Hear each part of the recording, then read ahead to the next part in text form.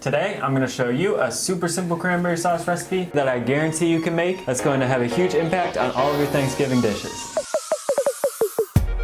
You'll need 1 pound of cranberries. If you can find fresh cranberries, that would be ideal, but if you can only find them frozen, that'll work too. You'll also need 1/2 cup or 60 grams of dried cherries, 1 sprig of rosemary, 1/2 cup of tart cherry juice, 3/4 cup or 150 grams of sugar, 1.5 cups of water, and of course, salt.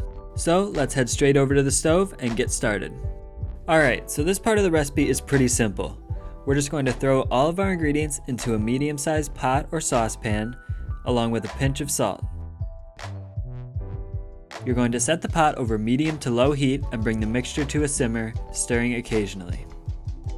You'll see after a few minutes that the cranberries will start to burst, so just let the mixture simmer for a while until they've all finished bursting, forming a nice thick sauce.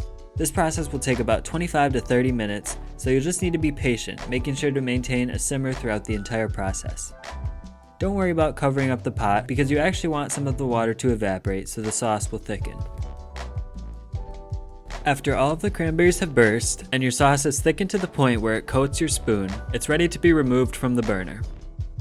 After you remove the pot, make sure to discard the rosemary sprig and set the pot aside to allow it to cool. I like to wait at least half an hour because we're going to blend the sauce next, and you don't want to be working with a hot liquid at that point. I'd also recommend transferring the sauce to a separate bowl to allow it to cool a bit faster. Alright, so now the sauce is cooled and it's time to puree it. So just throw it in a blender or food processor and blend.